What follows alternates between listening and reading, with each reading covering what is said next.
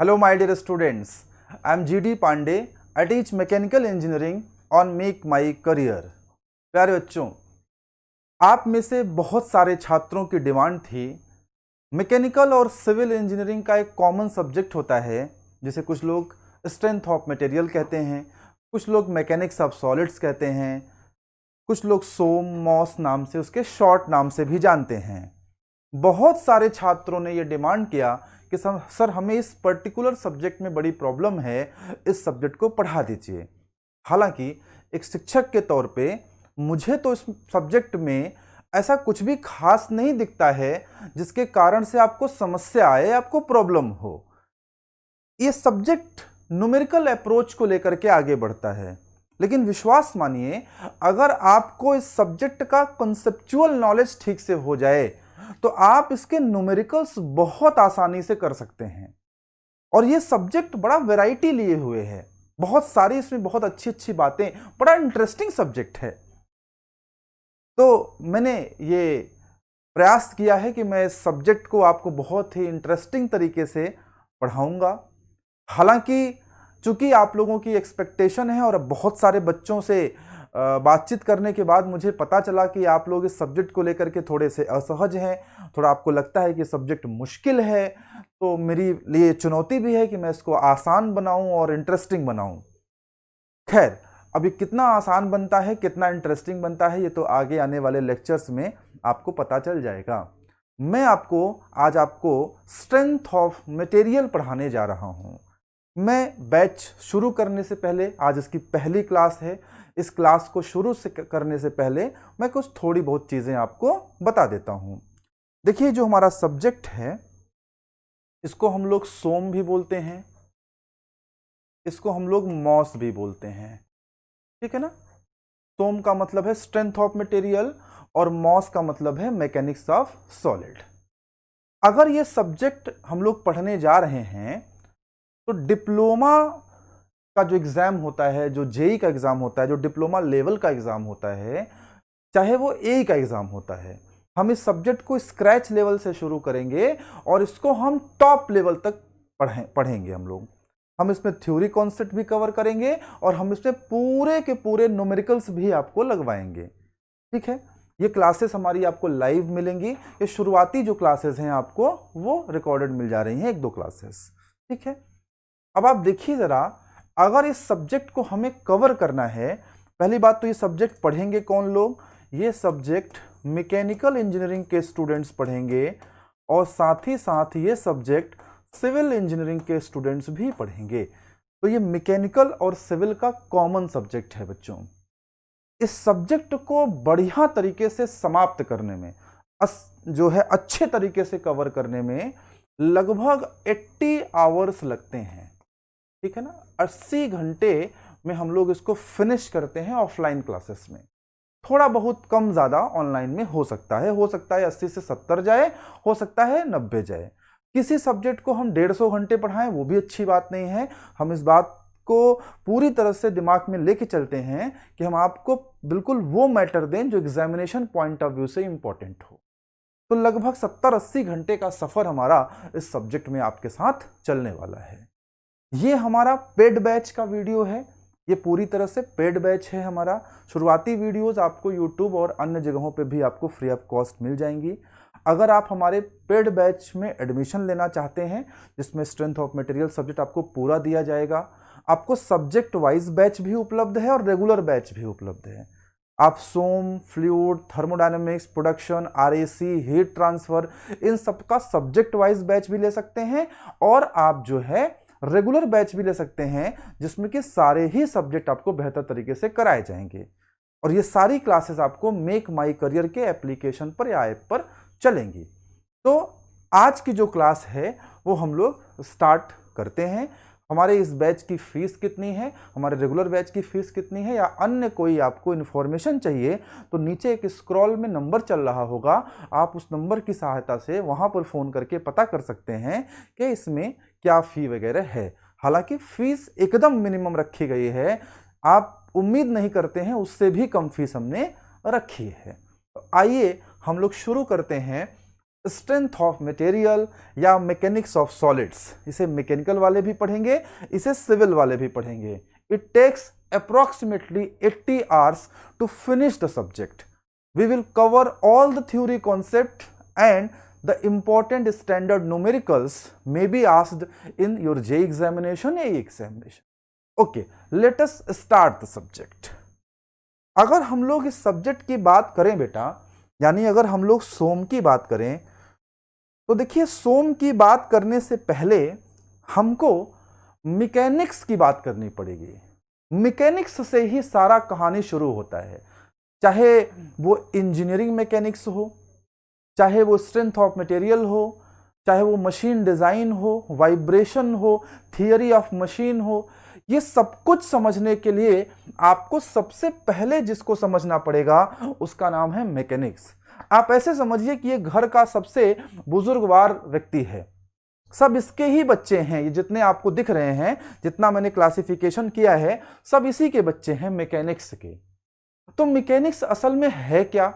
Mechanics हमारे mechanical engineering की वो ब्रांच है जहां हम लोग फोर्सेस का स्टडी करते हैं। फोर्सेस कौन से हो सकते हैं, लिखा गया है आपके लिए, mechanics deals with the forces. और वो फोर्सेस बेटा इंटरनल भी हो सकते हैं और वो फोर्सेस बेटा एक्सटर्नल भी हो सकते हैं।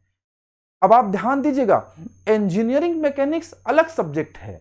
इंजीनियरिंग मैकेनिक्स में हम लोग केवल और केवल एक्सटर्नल फोर्सेस के बारे में बात करते हैं, लेकिन मैकेनिक्स ऑफ मटेरियल की अगर हम बात करें, स्ट्रेंथ ऑफ मटेरियल की अगर हम बात करें, तो वहां हम लोग इंटरनल फोर्सेस की बात करते हैं। लेकिन इन दोनों के जो सबसे ऊपर हैं, जो सबसे खानदान में इनके सबसे बड़े हैं, उनका नाम है मैकेनिक्स।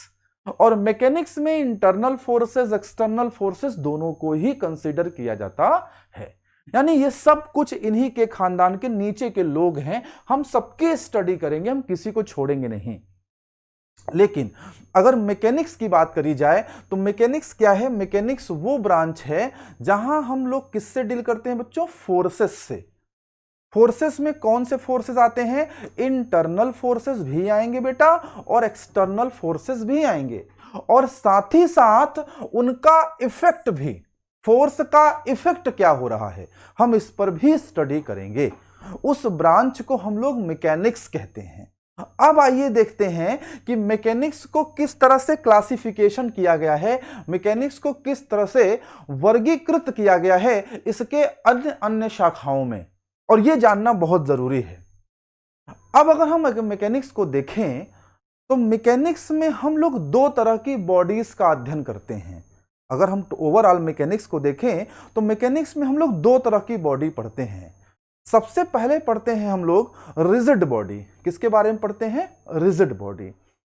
और दूसरी बॉडी जिसके बारे में हमें मैकेनिक्स में अध्ययन करना होता है उसका नाम है डिफॉर्मेबल बॉडी। यानी पूरे मैकेनिक्स में, इस मैकेनिक्स में क्या पढ़ना है? इस मैकेनिक्स में हमें फोर्सेस पढ़ने हैं जो कि इंटरनल भी हो सकते हैं, एक्सटर्नल भी हो सकते हैं, और इस मैकेनिक्स में हमें इन फोर्सेस के इफेक्ट्स भी पढ़ने हैं। और इन फोर्सेस के इफेक्ट्स को हमें कहां पढ़ना है? हमें पढ़ना है रिजिड बॉडी के ऊपर और डिफॉर्मेबल बॉडी के ऊपर। तो पहला प्रश्न तो यही उठता है कि भाई साहब रिजिड बॉडी क्या है, भाई साहब डिफॉर्मेबल बॉडी क्या है।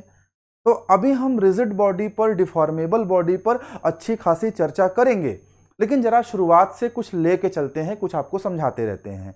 अगर हम बच्चों रिजिड बॉडी की बात करें कि यार रिजिड बॉडी होता क्या है, तो देखिए ऐसी बॉडी अगर मैं यहां बना दूं, ऐसी बॉडी, मान लीजिए हमने ये कोई बॉडी ले लिया। अगर हमने एक बॉडी ले लिया और इस बॉडी में हमने दो पॉइंट्स ले लिए, this is point 1 and this is point 2, और इन दोनों पॉइंट के बीच की हमने दूरी मान लो ले ली x, और इस पर हमने कोई फोर्स अप्लाई कर दिया, लेट अस सपोज हमने कंप्रेसिव फोर्स अप्लाई किया। जरूरी नहीं कि हम कंप्रेसिव ही लगाएं, हम कंप्रेसिव लगाएं, हम टेंसाइल लगाएं, हमारा मन था कंप्रेसिव का तो यहां हमने कंप्रेसिव लगा दिया। अब अगर इस फोर्स के प्रभाव में भी ये जो डिस्टेंस x है ये किसी कंडीशन में ना बदले, अगर बॉडी इस तरह से डिजाइन है, बॉडी इस तरह से बनी है, बॉडी इस तरह से है कि हमने फोर्सेस लगा दिए हैं, तब भी ये दोनों पॉइंट के बीच की दूरी हमेशा इनवेरिएंट रहे। इनवेरिएंट मतलब ना बदले, तो इस प्रकार की बॉडी क्या कहते हैं? रिजिड बॉडी कहते हैं। और अगर हम डिफॉर्मेबल बॉडी का अध्ययन करना चाहते हैं तो डिफॉर्मेबल बॉडी क्या है? डिफॉर्मेबल बॉडी क्या है? मान लो ये पॉइंट 1 है, मान लो ये पॉइंट 2 है, इसके बीच की दूरी कितनी है बच्चों? यक्स है। कितनी दूरी है? यक्स है। अगर यहां पर हम फोर्सेस लगा दें, यहां पे मान लो हम कोई फोर्स लगा दें, तो ये जो दूरी है वो सेम नहीं रहेगी, बदल जाएगी।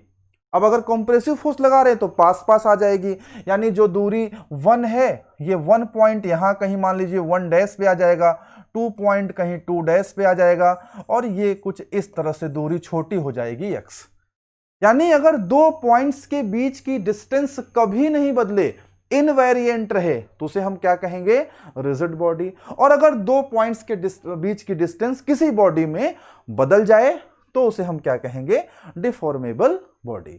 मुझे लगता है आपको रिजिड बॉडी और डिफॉर्मेबल बॉडी समझ में आ गया होगा।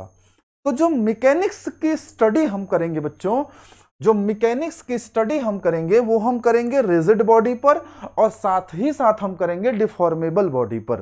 तो आइए सबसे पहले देखते हैं कि जब रिजिड बॉडी पे स्टडी करेंगे तब वो किस तरह से हम उसकी स्टडी करेंगे। ध्यान से देखिएगा, जब मैकेनिक्स की स्टडी हम रिजिड बॉडी पे कर रहे हैं, उस कंडीशन में जो हमारी बॉडी है वो या तो स्टैटिक कंडीशन में होगी और या तो हमारी बॉडी मूव कर रही होगी, मोशन में होगी। अगर हमारी बॉडी स्टैटिक कंडीशन में है, स्टैटिक का मतलब क्या है? रेस्ट कंडीशन में है, रेस्ट में है, स्टेट ऑफ रेस्ट में है, रुकी हुई है, मोशन नहीं कर रही है, तो उस सब्जेक्ट का नाम होता है engineering mechanics. Engineering mechanics mechanics का ही एक बच्चा है, जिसमें हम लोग रिजिड बॉडी को पढ़ेंगे। किस कंडीशन में? जबकि बॉडी रेस्ट में है। अब आइए जरा, अगर रिजिड बॉडी रेस्ट में नहीं है, रिजिड बॉडी मोशन की कंडीशन में है, तो उसको हम लोग बोलेंगे डायनामिक्स। और डायनामिक्स में बेसिकली जो सब्जेक्ट आता है वो थियरी ऑफ मशीन आता है। जैसे आप थियरी ऑफ मशीन में लिंक्स पढ़ते हैं ना, लिंक्स में मोशन होता है। लिंक्स में क्या होता है? मोशन होता है। और मोशन का मतलब ये किस में आ गया बच्चों? ये डायनामिक्स में आ गया। और वो लिंक्स को हम लोग रिजिड बॉडी मानते हैं। जब मैं आपको थ्योरी ऑफ मशीन पढ़ाऊंगा तो बताऊंगा कि लिंक्स को हम लोग क्या मानते हैं? Rigid body. तो देखिए कैटेगरी दो डिवाइड हो गई ना। रिजिड बॉडी स्टैटिक में है तो उसे इंजीनियरिंग मैकेनिक्स के अंतर्गत पढ़ते हैं, और रिजिड बॉडी अगर डायनामिक्स में है अर्थात वो मोशन में है तो उसे हम लोग थ्योरी ऑफ मशीन के अंतर्गत पढ़ते हैं। अभी जो पहली क्लास है ये स्ट्रेंथ ऑफ मटेरियल की पहली क्लास है, तो मुझे सबसे पहले आपको ये समझाना है कि हम स्ट्रेंथ ऑफ मटेरियल क्यों पढ़ते हैं और ये सब्जेक्ट निकल के कहां से आया है, और ये सब्जेक्ट मैकेनिकल इंजीनियरिंग के किन किन विधाओं से जुड़ा हुआ है, किन किन सब्जेक्ट से जुड़ा हुआ है, और बेसिकली इस सब्जेक्ट को पढ़ने का उद्देश्य क्या है। इन तमाम सारी बातों पर चर्चा हमें करना है। पहले आप सब्जेक्ट की फीलिंग डेवलप हो जाएगी, तब हम उस पर सीढ़ी दर सीढ़ी स्टेप बाय स्टेप आपको वहां पहुंचाएंगे जहां आप जेई, एई, गेट, आईएएस कोई भी न्यूमेरिकल, कोई भी थ्योरेटिकल कॉन्सेप्ट के प्रश्न लगाएंगे, सबके सब सॉल्व हो जाएंगे। मैं उम्मीद करता हूं कि रिजिड बॉडी में क्या क्या पढ़ते हैं वो सारी चीजें आपको समझ में आ गई होंगी। अब आइए आते हैं डिफॉर्मेबल बॉडी। डिफॉर्मेबल बॉडी क्या होती है मैंने आपको समझा दिया। जहां किसी बॉडी के दोनों पॉइंट्स के बीच की दूरी हमेशा समान नहीं रहेगी, जब वो फोर्स लगेगा तो वो दूरी चेंज हो सकती है, यानी बॉडी डिफॉर्म हो सकती है, बॉडी टूट सकती है, ठीक है ना। तो यहां पे बॉडी क्या होगी? डिफॉर्म होगी। अब देखिएगा, जो बॉडी डिफॉर्म होगी, अगर हम डिफॉर्मेबल मटेरियल की बात करें कि कौन से मटेरियल डिफॉर्म होते हैं, तो एक मटेरियल तो फ्लूइड होता है डिफॉर्म, इसको आप लोग फ्लूइड मैकेनिक्स के अंतर्गत पढ़ते हैं, या कभी कभी इसको आप लोग हाइड्रोलिक्स भी बोलते हैं। तो देखिए, अगर डिफॉर्मेशन का अध्ययन करना है, और डिफॉर्मेशन में सॉलिड का अध्ययन नहीं करना, आपको फ्लूइड का अध्ययन करना है, आपको तरलों का अध्ययन करना है, तो आप किसमें पढ़ेंगे? फ्लूइड मैकेनिक्स के अंतर्गत पढ़ेंगे। फ्लूइड मैकेनिक्स के मेरे डेमो वीडियोस हमारे ऐप पे उपलब्ध हैं, आप वहां देखिएगा। वहां पे मैंने फ्लूइड मैकेनिक्स में क्या पढ़ेंगे, फ्लूइड किस तरह से डिफॉर्म होता है, इस पर विस्तृत चर्चा करी है, डिटेल्ड एक्सप्लेनेशन आपको मिलेगा। तो उस चीज़ों को आप वहाँ से देख सकते हैं। लेकिन हमारा जो ये सब्जेक्ट है स्ट्रेंथ ऑफ मटेरियल, हम लोग इस पे सॉलिड पे बात करने वाले हैं। तो आइए हम लोग बात करते हैं कि मान लीजिए हमारा जो डिफॉर्मेबल बॉडी है वो सॉलिड है। जो डिफॉर्मेबल बॉडी हमारा है वो क्या है? सॉलिड है। देखिए मैकेनिक्स में उस साइड में हमने रिजिड बॉडी की स्टडी करी, अब इस साइड में हम डिफॉर्मेबल बॉडी में किसकी स्टडी कर रहे हैं? सॉलिड बॉडी को। तो अगर हमारा बॉडी सॉलिड है तो उसमें भी दो कैटेगरी हो सकती है। एक कैटेगरी ये होगी कि वो स्टैटिक कंडीशन में रहेगा और दूसरी कैटेगरी वो हो सकती है कि वो डायनामिक्स में रहेगा। जब बॉडी हमारा सॉलिड है और स्टैटिक कंडीशन में है, स्टैटिक यानी मोशन में नहीं है, तो उसी सब्जेक्ट का नाम होता है बच्चों स्ट्रेंथ ऑफ मटेरियल या मैकेनिक्स ऑफ सॉलिड्स, जो आपका विषय है। और अगर वही सॉलिड बॉडी जो डिफॉर्म हो सकता है, डिफॉर्मेबल है, अगर वही सॉलिड बॉडी मोशन में है, डायनामिक्स कंडीशन में है, तो उन चीजों को हम किस विषय के अंतर्गत पढ़ते हैं? मशीन डिजाइन के अंतर्गत पढ़ते हैं। या एक सब्जेक्ट और होता है वाइब्रेशन। डिप्लोमा लेवल पे शायद वो सब्जेक्ट नहीं डिफाइन है, लेकिन बीटेक लेवल पे वाइब्रेशन का पूरा एक सब्जेक्ट होता है, तो उसको हम लोग कहां पढ़ते हैं? वाइब्रेशन के अंतर्गत। तो बेसिकली अगर हमें आपसे कहूं मैं कि स्ट्रेंथ ऑफ मटेरियल की बात आप कहां करेंगे? स्ट्रेंथ ऑफ मटेरियल की बात तब होगी बेटा जबकि देखिए मैकेनिक्स तो है, मैकेनिक्स है मतलब फोर्सेस की बात होगी। मैकेनिक्स तो है, मैकेनिक्स है मतलब फोर्सेस की बात होगी। किन फोर्सेस की बात होगी? किस पर होगी? डिफॉर्मेबल बॉडी पे होगी। डिफॉर्मेबल बॉडी के साथ साथ वो सॉलिड बॉडी होगी, और सॉलिड के साथ साथ क्या होगी? वो स्टैटिक कंडीशन में होगी। जैसे ब्रिज है, पुल है, पुल स्टैटिक कंडीशन में है, ठीक है ना। ये बड़ा सा वेट देखो, इस बोर्ड व्हाइट जो डिजिटल बोर्ड है ये लटका हुआ है, तो ये स्टैटिक कंडीशन में है। तो ये सब कुछ कहां पढ़ेंगे? सोम के अंतर्गत हम लोग पढ़ते हैं, ठीक है ना। और अगर जैसे आपका गियर है, जैसे आपका बियरिंग्स हैं, तो इन सब पर भी लोड लग रहा है, लेकिन ये लोग कहां पढ़ेंगे? डायनामिक्स में पढ़ते हैं हम लोग, ठीक है। मशीन डिजाइन में पढ़ते हैं, वाइब्रेशन में पढ़ते हैं। तो अगर हमें फिलहाल स्ट्रेंथ ऑफ मटेरियल पढ़ना है, तो स्ट्रेंथ ऑफ मटेरियल पे अगर हम चर्चा करें, तो आप बताइए मुझे स्ट्रेंथ ऑफ मटेरियल में हम क्या पढ़ेंगे?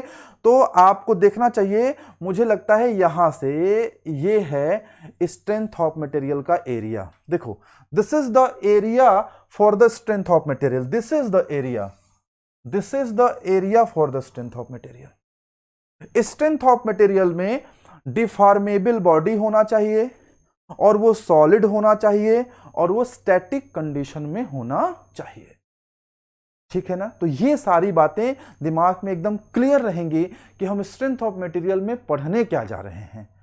हम स्ट्रेंथ ऑफ मटेरियल में डिफॉर्मेबल बॉडी पढ़ेंगे। डिफॉर्मेबल बॉडी में वो सॉलिड बॉडी होगी, और सॉलिड में वो कैसी कंडीशन में है? स्टेट ऑफ रेस्ट की पोजीशन में होगी। और एक बात मैं आपको और बताऊं, अगर आप इंजीनियरिंग मैकेनिक्स की बात करते हैं, तो इंजीनियरिंग मैकेनिक्स में बच्चों हम लोग यहां पे एक्सटर्नल फोर्सेस की बात करते हैं। यहां हम लोग किसकी बात करते हैं? मुख्य रूप से एक्सटर्नल फोर्सेस की बात करते हैं। और अगर मैं आपको सोम के बारे में बताऊं, तो सोम में हम लोग किसके बारे में बात करते हैं? हम लोग इंटरनल फोर्सेस के बारे में बात करते हैं। किसके बारे में बात करते हैं बच्चों? इंटरनल फोर्सेस के बारे में बात करते हैं। तो इंजीनियरिंग मैकेनिक्स एक्सटर्नल फोर्सेस से डील करता है, रिजिड बॉडी से डील करता है, और आपका जो स्ट्रेंथ ऑफ मटेरियल है वो इंटरनल फोर्सेस, इंटरनल क्या पेन है वो उससे बात करता है। ये कौन बात करेगा? सोम। इंटरनल फोर्सेस का मतलब आप समझते हैं ना। मान लीजिए मैं आपको समझा दे रहा हूं इंटरनल फोर्सेस क्या होते हैं। जैसे मान लीजिए ये कोई बॉडी है, जैसे ये मान लीजिए कोई बॉडी है, ठीक है ना, ये बॉडी है। अब अगर इस बॉडी पर हम लोग कोई फोर्स लगाएं, हम लोग कोई फोर्स लगाएंगे, मान लीजिए बॉडी पे हमने फोर्स लगाया, तो इस फोर्स को अगर हम एनालिसिस करें, तो इस फोर्स F के कारण यहां पर कोई इंटरनल फोर्स आएगा ना, एक्शन रिएक्शन फोर्स कुछ तो आएगा। उस इंटरनल फोर्स के, उस इंटरनल पेन का स्टडी हम जहां करते हैं, उसी सब्जेक्ट का नाम क्या होता है? स्ट्रेंथ ऑफ मटेरियल या मैकेनिक्स ऑफ सॉलिड। अच्छा, एक बात मैं आपको और बता दूं, इस सब्जेक्ट के नाम बड़े अलग अलग हैं। कोई इसे स्ट्रेंथ ऑफ मटेरियल कहता है, कोई इसे मैकेनिक्स ऑफ सॉलिड कहता है। मैं इसको सोम बोलूंगा, क्योंकि मेरी आदत पड़ी हुई है सोम बोलने की, तो मैं सोम बोलूं तो आप समझ लीजिएगा कि यही मैकेनिक्स ऑफ मटेरियल की बात कर रहे हैं सर, और स्ट्रेंथ ऑफ मटेरियल की बात कर रहे हैं। मैकेनिक्स ऑफ डिफॉर्मेबल बॉडी भी बोलते हैं, ठीक है, बहुत सारे इसके नाम हैं। मैं क्या नाम लूंगा? सोम नाम लूंगा। तो अगर मैं आपको एक तरीके से कंपैरेटिव स्टडी करवाऊं, अगर मैं आपसे कंपैरेटिव स्टडी करूं कि बताइए बेटा, इंजीनियरिंग मैकेनिक्स में हम लोग क्या पढ़ते हैं? इंजीनियरिंग मैकेनिक्स में हम लोग क्या पढ़ते हैं? इंजीनियरिंग मैकेनिक्स में जो हमारा बॉडी होता है वो रिजिड बॉडी होता है। इंजीनियरिंग मैकेनिक्स में जो हमारी बॉडी होती है वो रिजिड बॉडी होती है। और हम लोग मुख्य रूप से किसका अध्ययन करते हैं? हम लोग मुख्य रूप से अध्ययन करते हैं एक्सटर्नल फोर्सेस का, ठीक है ना। किसका अध्ययन करते हैं? एक्सटर्नल फोर्सेस का। अगर हम आपसे कहें कि हम लोग सोम में क्या पढ़ने जा रहे हैं, तो हम लोग सोम में पढ़ने जा रहे हैं डिफॉर्मेबल बॉडी। क्या पढ़ने जा रहे हैं बच्चों? Deformable body. और डिफॉर्मेबल बॉडी में हम लोग क्या पढ़ेंगे? मुख्य रूप से यहां पे हम किसका स्टडी करते हैं? जो इंटरनल फोर्सेस लगेंगे, हम उन इंटरनल फोर्सेस की स्टडी करेंगे। जो इंटरनल पेन होता है हम उसकी स्टडी करेंगे, और आगे उसी को नाम देंगे स्ट्रेस। अभी मैं इसी क्लास में आपको बताऊंगा कि हमारा सोम पढ़ने का ऑब्जेक्टिव क्या है, उद्देश्य क्या है।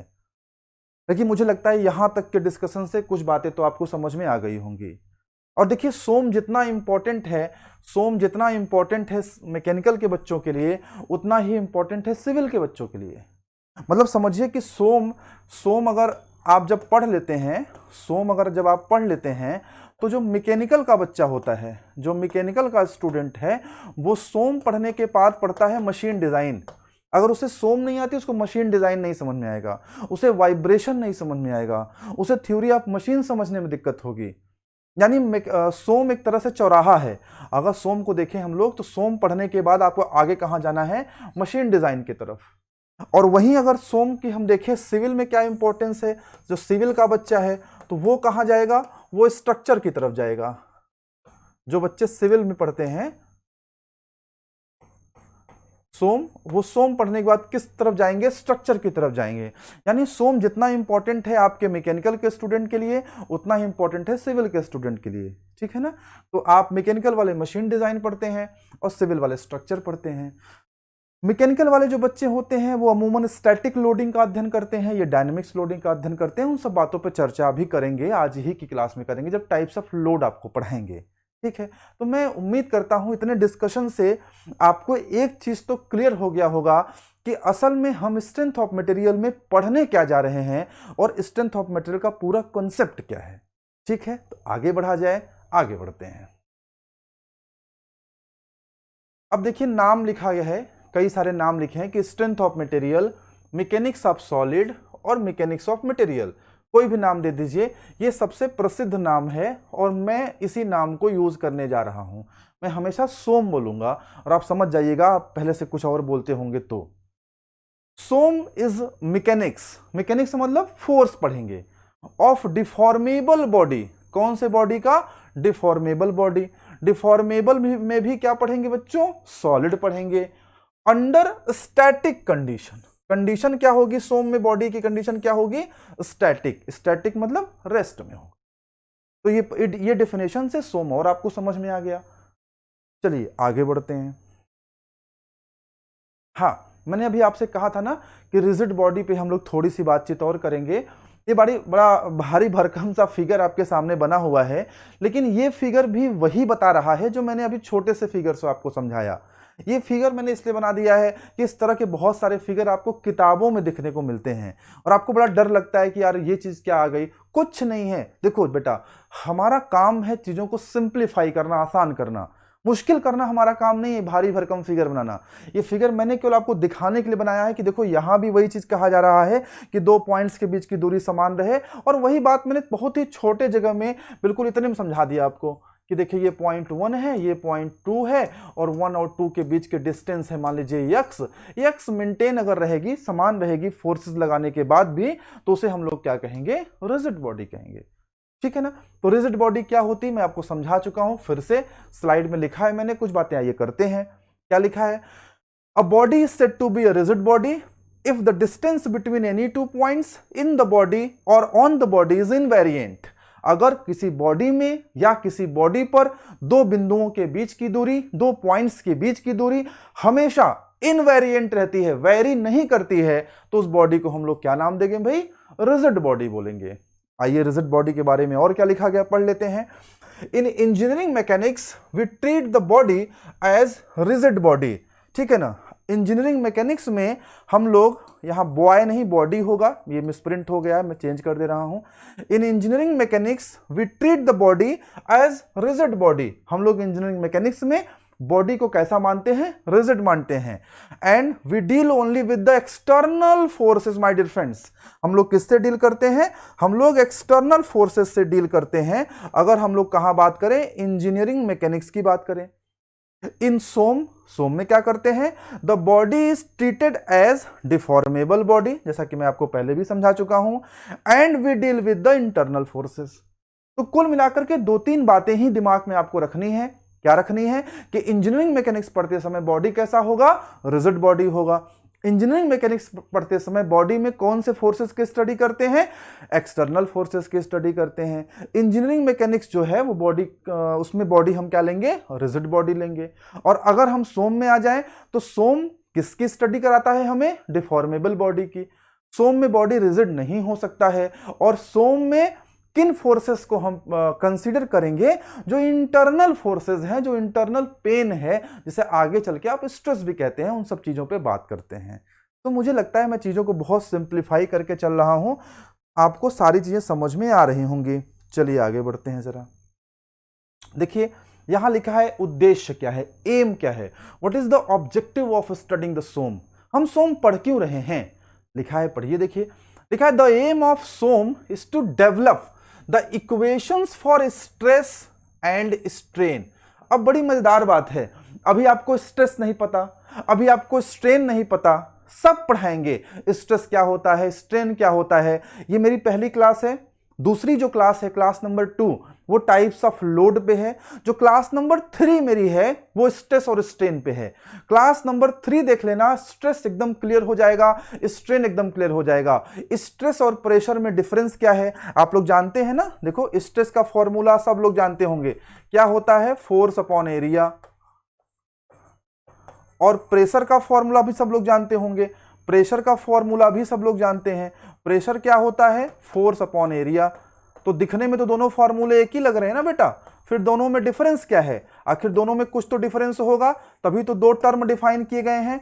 तो मेरी जो क्लास नंबर 3 है वो पूरा इसी पे है कि स्ट्रेस क्या है, प्रेशर क्या है, force upon area, force upon area में क्या डिफरेंस है, कौन सा फोर्स है, दोनों में समानताएं क्या है, दोनों में असमानताएं क्या है, क्या स्ट्रेस के कारण प्रेशर आ सकता है, क्या प्रेशर के कारण स्ट्रेस आ सकता है, बहुत सारी चीजें आपको बताएंगे।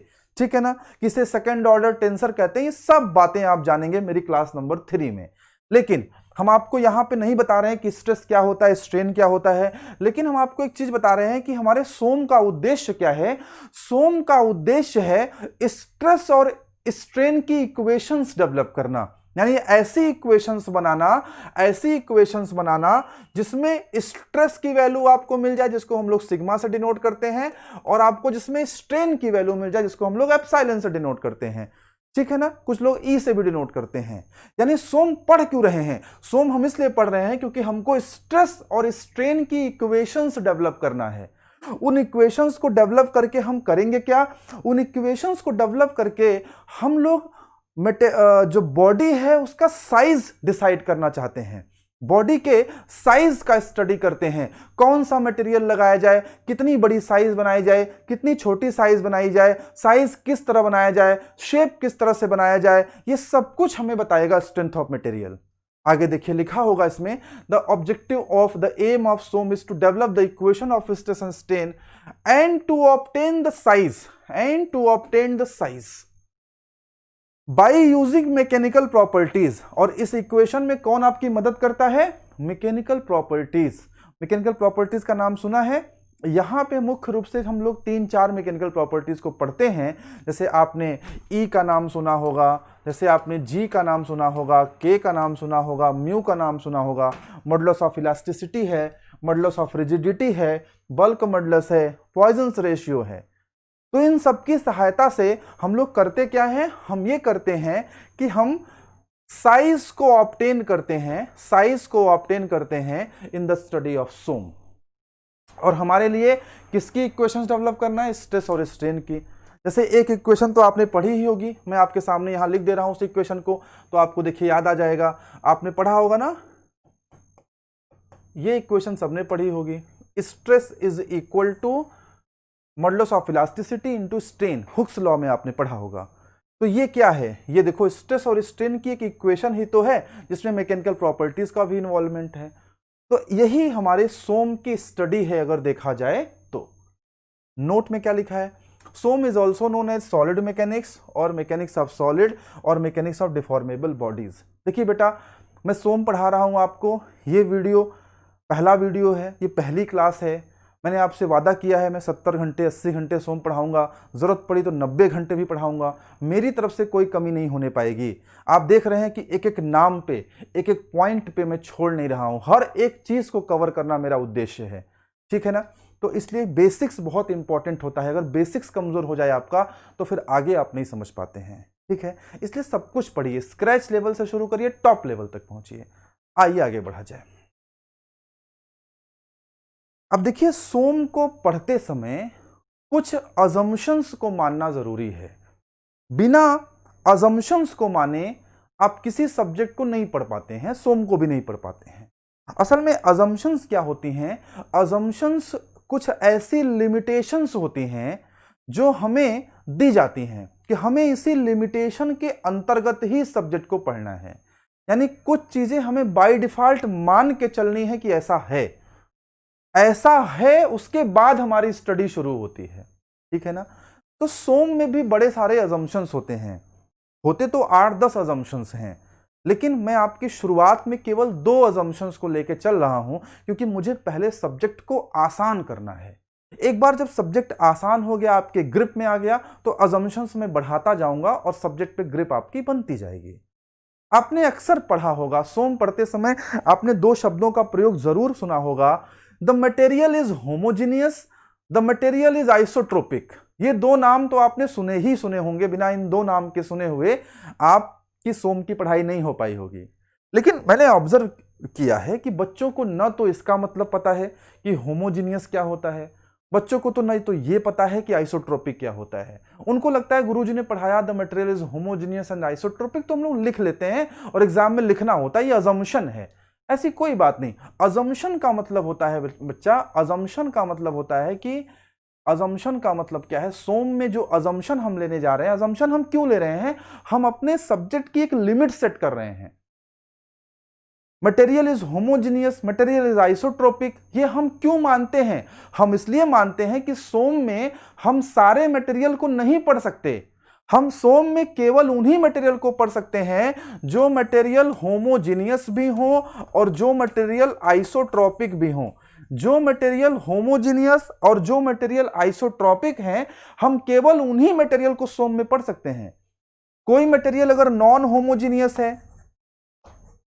होमोजीनियस है या कोई मटेरियल अगर नॉन आइसोट्रोपिक है, तो वो सोम में नहीं पढ़ा जाएगा। यानी हमने एक लिमिट सेट कर दी, हमने एक बाउंड्री सेट कर दी कि हम सोम में केवल यही मटेरियल पढ़ सकते हैं बस।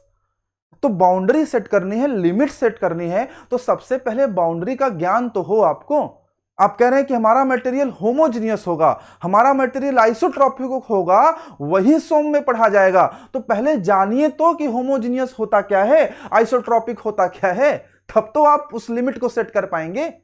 तो 2 बेसिक अजम्पशंस जिनको हमें पढ़ने होते हैं, 2 बेसिक अजम्पशन जिन्हें हमें पढ़ने होते हैं, वो 2 अजम्पशन हैं। क्या अजम्पशन है बच्चों, मटेरियल इज होमोजीनियस और मटेरियल इज आइसोट्रोपिक। आप सोम में सिर्फ वही मटेरियल पढ़ेंगे जो होमोजीनियस भी होगा, जो आइसोट्रोपिक भी होगा।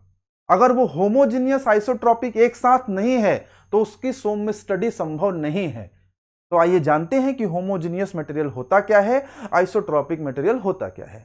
डेफिनेशन आपके सामने लिखी गई है। डेफिनेशन से मेरा कोई बहुत विशेष लगाव नहीं है, ये इसलिए लिखी गई है क्योंकि आप इसको पढ़ लीजिए एक बार, और आप अगर समझ पाए अपने से तो बहुत अच्छी चीज है, और अगर नहीं समझ पाते हैं तो मैं आपको बहुत ही शॉर्ट में इस पूरे डेफिनेशन का जो मूल तत्व है वो समझाऊंगा। क्या लिखा है? होमोजेनियस मटेरियल के बारे में लिखा है, material is said to be homogeneous if it exhibits, exhibits का मतलब होता है शोज, जो शो करता है, बताता है, दिखाता है, सेम प्रॉपर्टी। कह रहा है कि होमोजेनियस मटेरियल वो मटेरियल होता है जिसकी प्रॉपर्टी सेम होती हैं, बदलती नहीं है। एक बात का ध्यान रखिएगा बच्चों, जब मैं कहूं प्रॉपर्टीज तो वो प्रॉपर्टी क्या हो सकती हैं? E हो सकता है, G हो सकता है, K हो सकता है। E माने मॉडुलस ऑफ इलास्टिसिटी, G माने मॉडुलस ऑफ रिजिडिटी, K माने मॉडुलस ऑफ बल्क मॉडुलस, ठीक है ना। तो ये हो सकता है, हम इनमें से कोई एक प्रॉपर्टी ले सकते हैं। चलो हम लोग सब जगह E लेके चलेंगे, हम कोई प्रॉपर्टी अलग से नहीं ले रहे हैं, हमने कोई E ले लिया, हम सारी स्टडी E को लेकर के कर रहे हैं, जो कुछ हम करेंगे E को लेकर के करेंगे, ठीक है ना। अच्छा, तो होमोजेनियस मटेरियल क्या कह रहा है? होमोजेनियस मटेरियल कह रहा है कि वह मटेरियल जो सेम प्रॉपर्टी शो करे, सेम प्रॉपर्टी मतलब सेम ई शो करे, ठीक है ना। ई जी के चाहे जो ले लो, सेम ई, एक प्रॉपर्टी हमने ले लिया, हम एक चुन लिया, हमने उसी को चुन के हम स्टडी कर रहे हैं अपनी। क्या लिखा है? At any point in the given direction, ध्यान देना, किसी भी पॉइंट पर, एट एनी पॉइंट, किसी भी पॉइंट पर, पॉइंट 1 पर, पॉइंट 2 पर, पॉइंट 3 पर, पॉइंट 4 पर, चाहे जो पॉइंट हो, कह रहा है हर एक पॉइंट पर प्रॉपर्टी सेम देगा, लेकिन एक शर्त लगा दिया। क्या शर्त लगा दिया? गिवन डायरेक्शन, मतलब दिए हुए डायरेक्शन में, डायरेक्शन नहीं बदलने देगा। अगर ऐसा होता है तो उस मटेरियल को हम लोग होमोजेनियस मटेरियल कहेंगे। लास्ट में एक बात और लिखी गई है, क्या लिखी गई है? कि होमोजेनियस मटेरियल के लिए जो प्रॉपर्टीज होती हैं are independent of the point, यानी वो पॉइंट पर डिपेंड नहीं करती हैं। और वो किस पर डिपेंड करती हैं? अगर पॉइंट पे नहीं डिपेंड कर रही हैं, पॉइंट पे ना डिपेंड करने का मतलब क्या है बच्चों? पॉइंट पे ना डिपेंड करने का मतलब है कि मान लो ये कोई मटेरियल हो गया, ये कोई मटेरियल हो गया, ठीक है ना, और अच्छा मटेरियल बनाते हैं। मान लो ये कोई मटेरियल हो गया, ये कोई मटेरियल हो गया, पॉइंट पे न डिपेंड करने का मतलब क्या है? पॉइंट पे न डिपेंड करने का मतलब क्या है? पॉइंट पे न डिपेंड करने का मतलब है कि ये पॉइंट 1 है, this is point 2, this is point 3, this is point 4, ठीक है ना, 4 पॉइंट हमने ले लिया। तो इस पॉइंट 1 पे जो प्रॉपर्टी होगी, जो पॉइंट 2 पे होगी, जो पॉइंट 3 पे होगी, जो पॉइंट 4 पे होगी, वो प्रॉपर्टी सेम होगी, ठीक है ना। कह दिया इन्होंने ना कि homogeneous material properties are independent of the point, point पे डिपेंड ही नहीं कर रहा। 1 पॉइंट पे जो खड़ा है उसकी प्रॉपर्टी भी सेम मिलेगी, 2 पे भी मिलेगी, 3 पे भी मिलेगी, 4 पे भी मिलेगी। लेकिन एक शर्त लगाया इन्होंने। क्या शर्त लगाया है इन्होंने? शर्त ये लगाया है कि in a given direction, given direction का मतलब है बेटा कि मान लो पॉइंट 1 पे इधर एक्स डायरेक्शन में प्रॉपर्टी ई है, तो आप किसी भी पॉइंट पे जाओगे तो यक्स में प्रॉपर्टी ई ही मिलेगा। आप किसी भी पॉइंट पे जाओगे तो यक्स में प्रॉपर्टी आपको ई ही मिलेगा। किसी भी पॉइंट पे जाओगे तो इस डायरेक्शन में प्रॉपर्टी ई ही मिलेगा। अगर मटेरियल इस तरह व्यवहार कर रहा है तो उस मटेरियल को हम लोग क्या कहते हैं? होमोजेनियस। मैं उम्मीद करता हूं कि बात आपको समझ में आ गई होगी। होमोजेनियस मटेरियल क्या है कि पॉइंट्स बदलते रहेंगे, इंडिपेंडेंट ऑफ पॉइंट है ना, लिखा है देखो, इंडिपेंडेंट ऑफ पॉइंट, पॉइंट पे डिपेंड ही नहीं कर रहा। पॉइंट 1 देख लो, पॉइंट 2 देख लो, पॉइंट 3 देख लो, लेकिन गिवन डायरेक्शन, गिवन डायरेक्शन में ही डिफाइन हो रही प्रॉपर्टी। गिवन मतलब अगर डायरेक्शन बदलोगे तो हो सकता है प्रॉपर्टी बदल जाए, तो वो होमोजेनियस नहीं होगा। होमोजेनियस की शर्त यह है कि भैया पॉइंट चाहे जो हो जाए, गिवन डायरेक्शन में प्रॉपर्टी नहीं बदलनी चाहिए, दैट्स इट। पॉइंट चाहे जो हो जाए, गिवन डायरेक्शन में प्रॉपर्टी नहीं बदलनी चाहिए। जैसे एक्स में प्रॉपर्टी ई मिल गया तो फिर हर एक पॉइंट पर चाहे जो पॉइंट ले लो सब जगह एक्स में प्रॉपर्टी ई ही मिलनी चाहिए। हमने एक्स में दिखा दिया, ऐसे वाई में भी आप कर सकते हो कि वाई में प्रॉपर्टी जो मिल गया तो फिर हर एक पॉइंट पर वाई में प्रॉपर्टी वही मिलेगा। यानी जब जब होमोजीनियस मटेरियल पढ़ना है बच्चों, क्या करोगे आप क्या करोगे? आप पॉइंट पे चिंता ही नहीं करोगे, आप किस पे चिंता करोगे? डायरेक्शन पे। आप डायरेक्शन पकड़ोगे और देखोगे सारे डायरेक्शन में प्रॉपर्टी सेम है कि बदल रहा है। अगर सारे डायरेक्शन में प्रॉपर्टी सेम है तो आप क्या कहोगे? हमारा जो मटेरियल है बच्चों वो क्या है? होमोजीनियस। पॉइंट से कोई मतलब नहीं है, हर एक पॉइंट पे जा जाके देखोगे तो डायरेक्शन से मतलब है। डायरेक्शन देखो, डायरेक्शन देखो, हर एक पॉइंट पर इस डायरेक्शन में प्रॉपर्टी ई बना हुआ है, इसे हम होमोजेनियस मटेरियल कहते हैं। मैंने पूरी कोशिश करी इस बात को समझाने की, और बड़े बड़े धुरंधर लोग भी नहीं जानते हैं कि होमोजेनियस होता क्या है, रट के बैठे हैं कि होमोजेनियस मटेरियल, होमोजेनियस मटेरियल। आप अगर समझ पाए हो तो मुझे कमेंट सेक्शन में बताइएगा, मुझे बहुत अच्छा लगेगा। आगे बढ़ते हैं, दूसरे मटेरियल की बात करते हैं। दूसरा मटेरियल क्या है? आइसोट्रोपिक। हमारा मटेरियल सोम में जब होमोजीनियस भी होगा, जब आइसोट्रोपिक भी होगा, तभी हम पढ़ेंगे। अगर होमोजीनियस आइसोट्रोपिक नहीं है तो नहीं पढ़ेंगे। तो होमोजीनियस तो हम जान गए कि सेम डायरेक्शन में प्रॉपर्टी सेम होनी चाहिए। आइए समझते हैं आइसोट्रोपिक में क्या होगा। आइसोट्रोपिक में क्या होगा? The material is said to be isotropic if it exhibits और shows same elastic properties in any direction at a given point. ध्यान देना, for isotropic material properties are dependent of the direction, independent of the direction. अब यहां कहा जा रहा है कि डायरेक्शन से कोई मतलब नहीं है, पॉइंट से मतलब है। वहां क्या कहा गया था? पॉइंट से कोई मतलब नहीं, डायरेक्शन से मतलब था। यहां यह कहा जा रहा है कि डायरेक्शन से मतलब नहीं, पॉइंट को पकड़िए। जिस पॉइंट को आपने पकड़ लिया उस पॉइंट पर सारे डायरेक्शन में, उस पॉइंट पर सारे डायरेक्शन में प्रॉपर्टी सेम होनी चाहिए। चलिए, बात नहीं समझ में आई हो तो मैं समझाता हूं। जैसे देखिए, ये आपका मटेरियल हो गया, ये आपका मटेरियल हो गया। एक पॉइंट पकड़ लीजिए E1, ये पॉइंट हमने पकड़ लिया 1। अब बताइए 1 पे इधर है मान लीजिए E, ठीक है ना? अब इस पॉइंट पर सभी डायरेक्शन में अगर प्रॉपर्टी सेम मिलती है तो उसे आइसोट्रोपिक कहेंगे। तो सभी डायरेक्शन का मतलब क्या है? एक्स डायरेक्शन, वाई डायरेक्शन और जेड डायरेक्शन। तो इधर भी E होना चाहिए, इधर भी E होना चाहिए। अगर मटेरियल आपका इस तरह व्यवहार कर रहा है तो इसे हम क्या कहेंगे? आइसोट्रोपिक। ये देखिए, जिस पॉइंट को हमने पकड़ा उसके तीनों ही डायरेक्शन में, जिस पॉइंट को हमने पकड़ा उसके तीनों ही डायरेक्शन में प्रॉपर्टीज क्या हैं? सेम है। यानी यहां हम डायरेक्शन पे नहीं जा रहे हैं, यहां हम पॉइंट पे जा रहे हैं। एक इसी में एग्जांपल और ले लें। अब देखो, जैसे मान लो हमने कोई दूसरा पॉइंट ले लिया, ये हमने ले लिया पॉइंट, पॉइंट नंबर 2 है। अब मान लो यहां पे 2E है, तो क्या ये मटेरियल आइसोट्रोपिक होगा? आइसोट्रोपिक देखने के लिए हमें पॉइंट को पकड़ना है, और हम देख रहे हैं कि इधर 2E है, मान लो इधर भी 2E है, मान लो इधर भी 2E है। अब देखो पॉइंट 1 पर E है, पॉइंट 2 पर देखो जरा, पॉइंट 2 पर 2E है, लेकिन सेम पॉइंट पे तो सभी डायरेक्शन में सेम ही है। पॉइंट 2 पे देखो, एक्स में गए आप तब भी 2E है, वाई में गए आप तब भी 2E है, आप जेड में आए तब भी आप 2E है। तो ये भी 2E है, ये भी 2E है, ये भी 2E है। सेम पॉइंट पे सभी डायरेक्शन में प्रॉपर्टी सेम है, तो ये मटेरियल क्या हो जाएगा? आइसोट्रोपिक। अगर आप पॉइंट 1 पे बात करते हैं तो वहां भी यही चीज है, पॉइंट 1 पे इधर भी E है, इधर भी E है, इधर भी है। यानी जब आप होमोजीनियस पढ़ते हैं तब आप डायरेक्शन को पकड़ते हैं, और जब आप आइसोट्रोपिक पढ़ते हैं तो आप किसको पकड़ते हैं? पॉइंट को।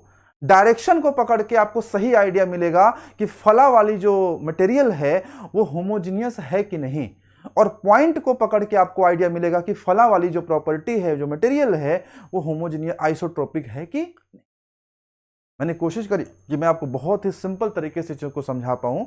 आप समझे हैं या नहीं, ये आपका जब फीडबैक आएगा तो मुझे पता चलेगा। आगे बढ़ते हैं। आप देखिए ज़रा।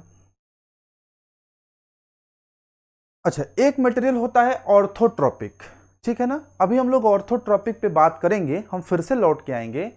ऑर्थोट्रॉपिक पे बात करने से पहले मैं कुछ अन्य चीज़ों पे बात करना चाहता हूं। सबसे पहले तो मैं होमोजीनियस और आइसोट्रोपिक और कंफर्म कर दूं आपके लिए कि होमोजीनियस आइसोट्रोपिक होता क्या है। देखिए, और कंफर्म कैसे करूंगा, मैं लौट के आऊंगा ऑर्थोट्रोपिक को मैं समझाऊंगा। पहले जरा होमोजीनियस और आइसोट्रोपिक को मैं और डिटेल कर दूं। होमोजीनियस देखिए क्या होता है। होमोजीनियस में डायरेक्शन को फिक्स करना है, मतलब डायरेक्शन में डायरेक्शन फिक्स्ड है। मतलब अगर इस डायरेक्शन में प्रॉपर्टी देख रहे हैं तो सारी प्रॉपर्टी हम इसी डायरेक्शन में देखेंगे। Points are changing, point change हो सकता है, ये पॉइंट 1 हो गया, ये 2 हो गया, ये 3 हो गया। आइसोट्रोपिक में क्या होता है बच्चों, आइसोट्रोपिक में है डायरेक्शन का कोई लफड़ा नहीं है, डायरेक्शन का कोई मतलब नहीं है, पॉइंट पकड़ना है। यहां क्या पकड़ना है, पॉइंट इज फिक्स्ड।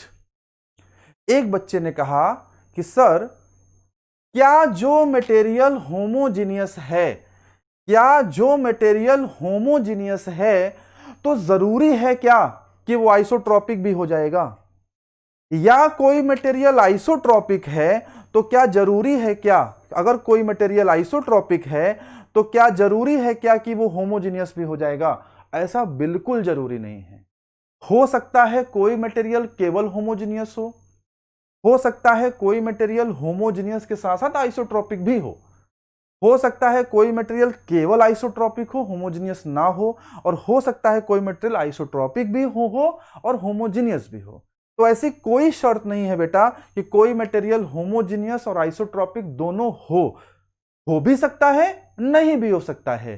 कहां होगा कहां नहीं होगा, इसके लिए मैं आपके लिए बहुत सारे एग्जाम्पल्स लेके आया हूं, और ये जो एग्जाम्पल मैं कराने जा रहा हूं, एक एक एग्जाम्पल आपकी परीक्षाओं के पूछे गए प्रश्न हैं। कोई एसएससी जेई का है, कोई डीआरडीओ का है, कोई इसरो का है, कोई एई का है, यूपीपीएससी एई का है, कोई गेट का है, कोई ईएससी का है। मैंने क्वेश्चंस का संकलन किया और उन्हें थ्योरी के फॉर्मेट में आपके सामने प्रस्तुत कर रहा हूं। थ्योरी के फॉर्मेट में क्वेश्चन को प्रस्तुत करने का सबसे बड़ा फायदा यह होता है कि आप इसी क्लास में नोट्स बनाते समय उन सारे महत्वपूर्ण क्वेश्चंस को पढ़ लेते हैं, जान लेते हैं, जिन्हें कभी आप प्रैक्टिस के बाद समझते थे। ठीक है ना। तो इंपॉर्टेंट क्वेश्चंस को मैं थ्योरेटिकल फॉर्म में कन्वर्ट करके आपके सामने इसी तरह से लाता रहूंगा। आइए देखते हैं, अलग अलग क्वेश्चन है, अलग अलग केस है, और आप जब भी ये वीडियो देख रहे होंगे आप खुद जवाब देंगे कि आपको मजा आया या नहीं आया। एक बात दिमाग में सेट हो गई है कि होमोजीनियस का मतलब डायरेक्शन पकड़ना है, आइसोट्रोपिक का मतलब पॉइंट पकड़ना है। अगर सारे डायरेक्शन में, अगर सभी पॉइंट्स पर डायरेक्शन सेम डायरेक्शन में प्रॉपर्टी सेम है तो होमोजीनियस। अगर एक पॉइंट, जो पॉइंट पकड़ लिया आपने, 1 2 3 जो पॉइंट पकड़ा, उस पॉइंट पे सभी डायरेक्शन में प्रॉपर्टीज अगर सेम है तो आइसोट्रोपिक। जरूरी नहीं है कि होमोजीनियस आइसोट्रोपिक हो जाए, जरूरी यह भी नहीं है कि आइसोट्रोपिक होमोजीनियस हो जाए। एक दूसरे के पूरक हो भी सकते हैं, नहीं भी हो सकते हैं। केसेस के माध्यम से इसको और क्लैरिटी आएगी। और जिस लेवल पे मैं आपको ले जा रहा हूं बेटा, आप इस लेवल को देखिएगा, ठीक है ना। पीएचडी करके लोग बैठे रहते हैं और इतना आपको पता नहीं होता उनको। तो आप इसको एंजॉय करिएगा और इस वीडियो को दोस्तों तक शेयर भी करिएगा, अधिक लोगों तक पहुंच पाएगा तो मुझे अच्छा लगेगा। चलिए, सबसे पहले हम लोग करेंगे केस 1। केस 1 में हमने बच्चे से पूछा कि बताइए ये मटेरियल होमोजीनियस है या नहीं है। अभी देखिए, मैंने आइसोट्रोपिक नहीं पूछा, मैं केवल ये पूछ रहा हूं कि बताइए मटेरियल होमोजीनियस है या नहीं है। बच्चे ने कहा देखिए सर, यहां पॉइंट 1 है, यहां पॉइंट 2 है, यहां पॉइंट 3 है, पॉइंट 1 पर भी ई है, पॉइंट 2 पे भी ई है, पॉइंट 3 पे भी। डायरेक्शन इस डायरेक्शन में प्रॉपर्टी मेंटेन है, तो सर ये फिक्स है कि ये होमोजीनियस है। फिक्स है कि ये होमोजीनियस है, ये फिक्स है कि होमोजीनियस है।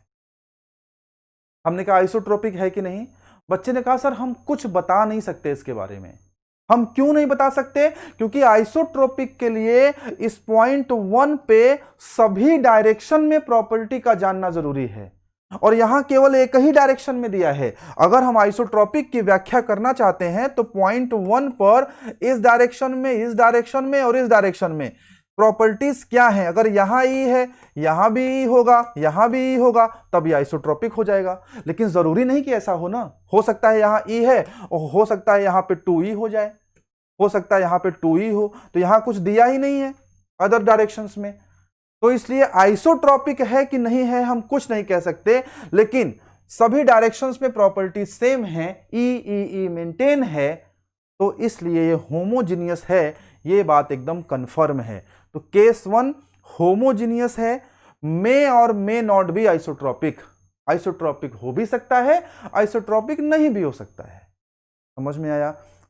आपके एग्जामिनेशन में क्वेश्चन कैसे बनेगा, सीधे ये फिगर बना के दे देगा और उसमें 4 ऑप्शन दे देगा, पूछेगा बताइए this figure shows the property is A part homogeneous, B part isotropic, C part homogeneous and isotropic, D part it is homogeneous but may not be isotropic. The correct answer is D part. ऐसे बनता है question. जब आप अच्छे से पढ़ेंगे ना तो क्वेश्चन बनता कैसे है, साइकोलॉजिकल उसका प्लेटफॉर्म कैसे तैयार होता है, मनोवैज्ञानिक तरीके से आपसे एग्जामिनर खेलता है। जब आप उस चीज को समझने लगेंगे तब आप एक अच्छे स्कॉलर बनेंगे और आप एग्जामिनेशन क्रैक नहीं करेंगे बल्कि एग्जामिनेशन में टॉप करेंगे। लेकिन मेहनत करना पड़ेगा, बिना मेहनत के कोई सफलता नहीं मिलती है, आप एकदम श्योर जान लीजिए। आप चाहें कि बहुत छोटे में शॉर्ट में कोई चीज पढ़ा दीजिए, ये 80 घंटे की क्लास है सोम की, आप चाहते हैं सर 20 घंटे में पढ़ा दीजिए, हम पढ़ा देंगे, हमें क्या है, लेकिन फिर आप एग्जाम नहीं क्रैक कर पाएंगे। इसलिए हम ऐसा कुछ भी नहीं करना चाहते जो आपको एग्जाम क्रैक करने से रोक पाए। कोई चीज नॉलेज लीजिए, डेप्थ तक लीजिए। केस 1 क्लियर है, केस 2 पे चला जाए। आइए देखते हैं केस 2। केस 2 चलिए, केस 2 में क्या है देखते हैं। केस 1 चलिए लिख देते हैं, आपको याद ही रहेगा। केस 2 में क्या है, चलो हमने यहां पॉइंट ले लिया, इस पॉइंट पर देखिए, पॉइंट 1 है मान लीजिए, इस पॉइंट पर आप किसी डायरेक्शन में जा रहे हैं, ई ई ई मिल रहा है, यानी ये आइसोट्रोपिक तो है, एकदम तय है, कोई दो राय नहीं। क्या ये होमोजीनियस है, हम कुछ नहीं कह सकते। हम क्यों कुछ नहीं कह पा रहे हैं, क्योंकि दूसरे किसी पॉइंट पर, यहां का हमें ज्ञान नहीं है ना, अगर यहां भी इस डायरेक्शन में ई होगा तब तो ये होमोजीनियस भी हो जाएगा, लेकिन हो सकता है यहां पर ये 2e हो। अब देखो यहां पे देखो 2e हो, यहां पे 2e हो। अब बताओ, ये देखो आइसोट्रोपिक तो अभी भी है, ये देखो ई ई ई, पॉइंट 1 पे ई ई ई मिल रहा है, पॉइंट 2 पे 2e 2e 2e मिल रहा है, तो आइसोट्रोपिक तो अभी भी है लेकिन होमोजीनियस नहीं है। तो ये होमोजीनियस है या नहीं है, इस पे हम कुछ नहीं कह सकते। तो देखिए हमने यहां आंसर क्या लिखा होगा, दिस इज आइसोट्रोपिक, मे और मे नॉट बी होमोजीनियस। मे और मे नॉट बी मतलब हो भी सकता है होमोजीनियस, नहीं भी हो सकता है। We do not have complete information, then how can we say that this is homogeneous और आइसोट्रोपिक। दिस इज आइसोट्रोपिक, ये तो तय है। ठीक है, मैं बिल्कुल basic example, step by step, एक एक सीढ़ी आपको चढ़ा रहा हूं। आगे बढ़ते हैं, केस 3 पे आइए। केस 3, केस 3 देखिए, पॉइंट 1 देखिए, पॉइंट 1, पॉइंट 1 देखिए, ई ई ई आइसोट्रोपिक है। पॉइंट 2 देखिए, ई ई ई आइसोट्रोपिक है। जिस भी पॉइंट को पकड़ रहे हैं, चलो इस पॉइंट को हमने चलो छुपा लिया, इस पॉइंट को हमने छुपा लिया, 2 को देखो ई ई ई दिख रहा है ना, आइसोट्रोपिक है। इसको छुपा लिया, 1 को देखो ई ई ई दिख रहा है ना, आइसोट्रोपिक है। समझ में आया? यानी आइसोट्रोपिक तो है, फिक्स हो गया, कोई दो राय नहीं। क्या होमोजीनियस है, डायरेक्शन में देख लो, देखो इस डायरेक्शन में ई है, यहां भी ई है, बिल्कुल सही बात है। यहां देखो इस डायरेक्शन में देख लो, इधर ई है तो यहां भी ई है, इधर ई है तो यहां भी ई है। ओ माय गॉड, ये तो आइसोट्रोपिक भी है और ये तो होमोजीनियस भी है। And this is the material my dear students, this is the material which I want in some. यही तो पढ़ना है हमें। और हमने शर्त लगा देनी है, हमने अजम्पशन मान लेना है कि जो मटेरियल होमोजीनियस भी होगा, जो मटेरियल आइसोट्रोपिक भी होगा, स्ट्रेंथ ऑफ मटेरियल में या मैकेनिक्स ऑफ सॉलिड में हम लोग सिर्फ और सिर्फ उसी मटेरियल की स्टडी कर सकते हैं, सिर्फ और सिर्फ उसी की। In each and every point the property is same. आप देखिए हर पॉइंट पे प्रॉपर्टी सेम है, यहां भी सेम है, यहां भी सेम है, पॉइंट 1 पे भी सेम, पॉइंट 2 पे भी सेम, होमोजीनियस भी है, आइसोट्रोपिक भी है। यही वो मटेरियल है जिसकी स्टडी हम सोम में कर सकते हैं। हर एक मटेरियल की स्टडी हम सोम में नहीं कर सकते हैं। This should be very much clear inside your mind. अब देखिए आपको समझ में आ रहा है ना, सारा एग्जांपल आप देखिएगा, सारा एग्जांपल मैं बिल्कुल बेसिक से लेके आया हूं। पहला मटेरियल होमोजीनियस समझ में आया होगा, दूसरा मटेरियल आइसोट्रोपिक, इसके बारे में होमोजीनियस बताया लेकिन आइसोट्रोपिक कुछ नहीं कह सकते, या आइसोट्रोपिक है लेकिन होमोजीनियस कुछ नहीं कह सकते। तीसरे एग्जांपल में देखिए होमोजीनियस भी आ गया, आइसोट्रोपिक भी आ गया। तो यही तो हम लोग पढ़ते हैं केस 3 में, और केस 3 वाला ही मटेरियल हमारे पूरे सोम में पढ़ा जाता है। ठीक है ना, धीरे धीरे ग्रेजुअली मैं आपको स्क्रैच लेवल से, आपको ग्राउंड लेवल से टॉप फ्लोर तक ले जाऊंगा। कोई जल्दीबाजी नहीं है, आराम से पढ़िएगा, आराम से पढ़ाना है मुझे। आगे देखिए केस 4 देखिए जरा, देखिए चलिए पॉइंट 1 पकड़ते हैं, ई के आइसोट्रोपिक तो लग रहा है यार। पॉइंट 2 पे देखते हैं, 2E श्योर है, आइसोट्रोपिक तो है क्योंकि पॉइंट पर प्रॉपर्टी सेम है। क्या होमोजीनियस है? डायरेक्शन देखिए, डायरेक्शन, इस डायरेक्शन में देखो यहां पर E है, ओ माय गॉड, यहां पे तो 2E है, तो यहां E यहां 2E, बदल गया ना। पॉइंट पे तो सेम है लेकिन डायरेक्शन में बदल गया, मतलब होमोजीनियस नहीं है। यानी ये जो प्रॉपर्टी है, ये जो मटेरियल है, ये आइसोट्रोपिक तो है लेकिन होमोजीनियस नहीं है, नॉन होमोजीनियस है। देखिए लिखा होगा आइसोट्रोपिक तो है बट नॉन होमोजीनियस। ठीक है ना, एक एक चीज को मैं आसान कर रहा हूं, एक एक चीज को सिंप्लीफाई कर रहा हूं। पहले आइसोट्रोपिक देख लीजिए पॉइंट्स पकड़ करके, फिर डायरेक्शन पकड़ के होमोजीनियस देख लीजिए। ये सब आईएएस के गेट के क्वेश्चन हैं, सब क्वेश्चन हैं, डीआरडीओ के, इसरो के, एनटीपीसी के, बीएचईएल के, सब क्वेश्चंस हैं, रेलवे जेई के। मैंने उठा के उन्हें थ्योरी बनाया है ताकि कंसेप्चुअली मैं आपको वो दे पाऊं जिसके लिए आपने बैच ज्वाइन किया है। ओके, आगे बढ़ा जाए, देखते हैं जरा आगे भी कुछ है क्या। वाह, केस 1 2 3 4, ये केस 5।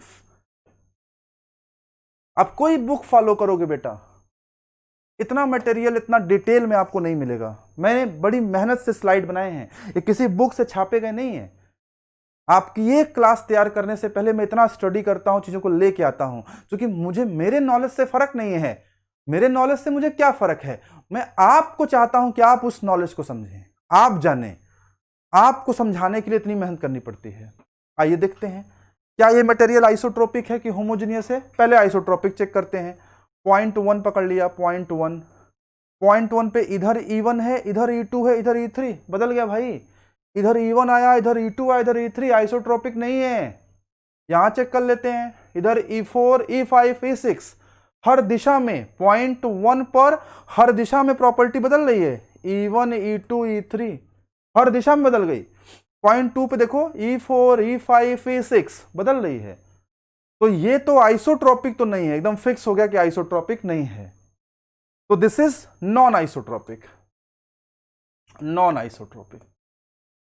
नॉन आइसोट्रोपिक को कई बार ना एन आइसोट्रोपिक भी बोलते हैं। जो भी ऑर्थोट्रोपिक आपको बताया था वो एन आइसोट्रोपिक का ही एक उदाहरण है। ठीक है, तो ये दिस इज नॉन आइसोट्रोपिक। अब आइए चेक करते हैं होमोजीनियस है कि नहीं। होमोजीनियस के लिए डायरेक्शन चेक करेंगे, देखते हैं जरा। यक्स में डायरेक्शन E1 है, यहां पे यक्स में, ओ माय गॉड, यहां तो यक्स में E4 है, यहां E1 यहां E4, तो ये होमोजीनियस कैसे होगा? दोनों को सेम होता तो होमोजीनियस होता। यानी ये मटेरियल न तो आइसोट्रोपिक है न तो होमोजीनियस है। क्या लिखा है? Non isotropic, non homogeneous. मुझे पता भी नहीं होता यहां क्या लिखा है, आपके सामने करता हूं फिर देखता हूं क्या लिखा है। ठीक है ना। अब आप कहेंगे सर आपको सब पता है, आप केवल ऐसे बताते हो हम लोगों को। चलिए केस 5। आइए केस 6 करते हैं। केस 6 में देखिए, क्या ये मटेरियल होमोजीनियस है, क्या ये मटेरियल आइसोट्रोपिक है। सबसे पहले क्या चेक करेंगे, आइसोट्रोपिक। पॉइंट्स पकड़िए, ये हमने पॉइंट पकड़ा, इधर देखो E1 है, इधर E2 है, ये E1 है और इधर E2 है, इधर E3 है। एक पॉइंट पे अलग अलग दिशाओं में प्रॉपर्टीज अलग अलग हैं, तो ये आइसोट्रोपिक तो नहीं है, श्योर हो गया, आइसोट्रोपिक तो है ही नहीं। आइए चेक करते हैं कि ये होमोजीनियस है कि नहीं। इधर देखिए अगर E1 है, अरे वाह, तो यहां भी E1 मिल गया। इधर E2 है, देखिए यहां भी E2 मिल रहा है। इधर E3 है, यहां भी E3 मिल रहा है, तो होमोजीनियस तो है। यानी ये आइसोट्रोपिक नहीं है और ये होमोजीनियस है। क्या लिखा है देखते हैं, होमोजीनियस है एंड नॉन आइसोट्रोपिक। ये बहुत डिफिकल्ट लगता रहा होगा आपको शुरुआत में, और जिन्होंने सही से नहीं पढ़ा है होमोजीनियस आइसोट्रोपिक, ये उन्हें तो अभी भी डिफिकल्ट लगता होगा। आपको आसान क्यों लग रहा है? ऐसा नहीं मैंने कोई यहां पे मैजिक कर दिया, मैंने कोई जादू दिखाया है, कोई जादू की छड़ी घुमा दी। कोई जादू की छड़ी है ही नहीं दुनिया में, कहां से घुमा दिया जाए। अगर होता तो हम लोग खरीद के ले आते, उसी से आप लोगों को पास कराते। जादू की छड़ी एक ही है बेटा, ये कलम, ये पेन और ये कॉपी, ये मेहनत आपकी, और चीजों को सही तरह से आपको मिल जाए। अब बुक से पढ़ेंगे तो आप इतना कंटेंट नहीं कर पाएंगे। मेरे से पढ़ने से आपका एक फायदा है कि मैंने 10 किताबें 12 किताबें पढ़ी हैं, मैंने एग्जामिनेशन क्रैक किए हैं, मेरे अंडर गाइडेंस में सैकड़ों स्टूडेंट सेलेक्ट हुए हैं, आज गवर्नमेंट सर्विसेज में हैं, तो मैं आपको सही गाइडेंस दे पाऊंगा कि कैसे पढ़ना है। क्योंकि कंपटीशन क्रैक करने के लिए हमेशा बोलता हूं कि क्या पढ़ना है इससे ज्यादा इंपॉर्टेंट है क्या नहीं पढ़ना है, और जो पढ़ना है वो कैसे पढ़ना है, how to deal with the question, how to deal with the concept को कैसे पढ़ना है। जैसे इसी बात को देखिए, होमोजीनियस आइसोट्रोपिक सब जानते हैं, सब एजम्पशन में लिखते हैं, लेकिन होमोजीनियस आइसोट्रोपिक होता क्या है, अभी एक क्वेश्चन उठा के दे दो किसी को तो कर नहीं पाएंगे, क्योंकि उन्होंने उसको समझा नहीं, को रटा है। रटने से एग्जामिनेशन क्रैक नहीं होते हैं। मुझे उम्मीद है कि आपको होमोजीनियस आइसोट्रोपिक बेसिक बातें सब समझ में सोम की आ गई होंगी, और विश्वास मानिए अगर आपको यह क्लास समझ में आई है, आज पहला लेक्चर है, लेक्चर नंबर 1 है, एक दिन होगा लेक्चर नंबर 80 होगा सोम का, 80वां लेक्चर होगा, लास्ट लेक्चर होगा। अगर आपको यह क्लास समझ में आई है तो यह क्लास समझने वाला बच्चा सोम की हर क्लास समझ सकता है। सबसे कठिन कोई क्लास है तो यही है, अगर यह समझ गए ना तो सब समझ जाओगे, मेरा यह प्रॉमिस है। सोम बहुत आसान है, उसे आसान बनाना पड़ता है, मेहनत करना पड़ता है। ठीक है, आइए देखते हैं आगे क्या है आपके लिए। कुछ नोट में हमने पॉइंट्स बनाए हैं, आज की क्लास अब समाप्त होने वाली है, तो जो पूरा थ्योरी हमने पढ़ाया है उसके हमने पॉइंट्स बनाए हैं, ठीक है ना। अच्छा, आपका एक प्रश्न होगा कि सर न्यूमेरिकल्स कैसे कराएंगे सोम की क्लास में, तो न्यूमेरिकल लाइव क्लास में आपके लिए हम लेके आएंगे, और सोम में हम वैसे भी न्यूमेरिकल के बहुत सारे लाइव सेशंस लेंगे, और वो सारे लाइव सेशंस आपको हमारे मेक माई करियर के ऐप पे मिलेंगे, ठीक है ना। आइए देखते हैं नोट में क्या है, क्या कहा जा रहा है। Every homogeneous material need not to be isotropic. Similarly, every isotropic material need not to be homogeneous. कहा जा रहा है कि जो मटेरियल होमोजीनियस है जरूरी नहीं कि वो आइसोट्रोपिक हो, जो मटेरियल आइसोट्रोपिक है जरूरी नहीं कि वो होमोजीनियस हो। ये पहले पॉइंट में कहा जा रहा है, ये तो कोई बहुत बड़ी बात नहीं हुई, समझा दिया हमने आपको पहले ही, ठीक है ना। दूसरी बात क्या कहा जा रहा है, fortunately most of the common engineering materials are both homogeneous and isotropic। कह रहा है फॉर्चुनेटली मतलब भाग्यवश ऐसा है कि ज्यादातर मटेरियल्स जो हमें पढ़ने होते हैं इंजीनियरिंग के, वो होमोजीनियस भी होते हैं, वो आइसोट्रोपिक भी होते हैं। अब ऐसा है कि नहीं है ये तो अलग मुद्दा है, लेकिन ये जान लीजिए कि हम ये मान के चलेंगे, हम ये मान के चलेंगे कि जो भी मटेरियल्स हमें पढ़ने हैं वो क्या हैं, होमोजीनियस हैं और वो आइसोट्रोपिक है। पहला हमारा अजम्पशन ये है, जो नहीं है होमोजीनियस आइसोट्रोपिक उनको हमें पढ़ना ही नहीं है। तो पॉइंट 2 भी क्लियर हो गया। बस 2-3 मिनट की क्लास और है, एंजॉय कर लीजिए कहां तक चल रहा है। फिर इसमें कुछ देखिए लिखा गया, wood crystal are anisotropic. जैसे वुड है, क्रिस्टल्स हैं, ये एन आइसोट्रोपिक हैं, और एन आइसोट्रोपिक को ही हम लोग ऑर्थोट्रोपिक बोलते हैं। अभी मैं ऑर्थोट्रोपिक पे आऊंगा लास्ट में। materials, these materials have different properties in different direction। यानी वो materials होते हैं जो अलग अलग डायरेक्शन में प्रॉपर्टीज अलग अलग शो करते हैं। अब मैं अगर आपको ऑर्थोट्रॉपिक ना पढ़ाऊं तब भी आप समझ गए भाई। आइसोट्रॉपिक क्या है? आइसोट्रॉपिक वो है जो सभी डायरेक्शन में सेम प्रॉपर्टी शो करता है किसी पॉइंट पे। और एनआइसोट्रॉपिक या उसी का एक उदाहरण है ऑर्थोट्रॉपिक, वो क्या है? वो अलग अलग डायरेक्शन में अलग अलग प्रॉपर्टी शो करेगा, तो वो ऑर्थोट्रॉपिक होता है। तो ऑर्थोट्रॉपिक को मैं यही समझा दे रहा हूं, मैं फिर से क्यों वहां आपको लेके जाऊंगा। आप इतने समझदार तो अब तक हो ही गए होंगे। जैसे मान लीजिए ये कोई मटेरियल है, अब इसके किसी पॉइंट पे इन सभी डायरेक्शन में मान लीजिए ई है, मान लीजिए ई है, मान लीजिए ई है, तो ये कैसा है? ये आइसोट्रॉपिक है। ऑर्थोट्रॉपिक क्या होगा? ऑर्थोट्रॉपिक मतलब एनआइसोट्रॉपिक, एनआइसोट्रॉपिक मतलब नॉन आइसोट्रॉपिक, मतलब जो आइसोट्रॉपिक नहीं है। तो बताओ, इधर एक्स में मान लो इधर ई है, तो इधर बदल जाएगा, हो सकता है 2e हो जाए, हो सकता है 3e हो जाए, जरूरी नहीं कि 2e 3 हो, E1 E2 E3 हो सकता है, XYZ हो सकता है, लेकिन बदल जाएगा। तो मुझे उम्मीद है कि ऑर्थोट्रॉपिक भी आप समझ ही गए होंगे, ठीक है ना? अच्छा, फिर भी कोई डाउट है तो मुझे बताइएगा, मैं उस डाउट को क्लियर करूंगा। आइए आगे बढ़ते हैं। चलिए,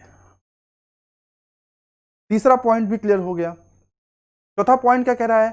even if the body is not have homogeneous and isotropic, it is assumed to be homogeneous and isotropic. आ गए ना अपनी बात पे? होमोजीनियस आइसोट्रोपिक मटेरियल है तो बड़ी अच्छी बात है, लेकिन नहीं भी है तो मान लेंगे कि ये होमोजीनियस और आइसोट्रोपिक मटेरियल है। तो ये पूरा, अगर आप इसका स्क्रीनशॉट चाहते हैं तो मैं एक बार स्क्रीन से हट जा रहा हूं, आप इसका स्क्रीनशॉट भी ले सकते हैं, ठीक है ना? स्क्रीनशॉट लेके आप इसका नोट्स बना सकते हैं, ठीक है? तो ये जो क्लास थी हमारी, ये सोम की पहली क्लास थी। अब सोम में क्लास नंबर 2 जो मिलेगा आपको, उसमें हम विभिन्न प्रकार के लोड्स की बात करेंगे, टाइप्स ऑफ लोड की बात करेंगे। पॉइंट लोड क्या होता है, डिस्ट्रीब्यूटेड लोड क्या होता है, स्टैटिक लोड क्या है, डायनेमिक्स लोड क्या है, इन सब की बात करेंगे। क्लास नंबर 3 में स्ट्रेस और स्ट्रेन की बात करेंगे। इस क्लास को हम लोग यहीं फिनिश करते हैं, ठीक है? ओके, धन्यवाद, थैंक यू।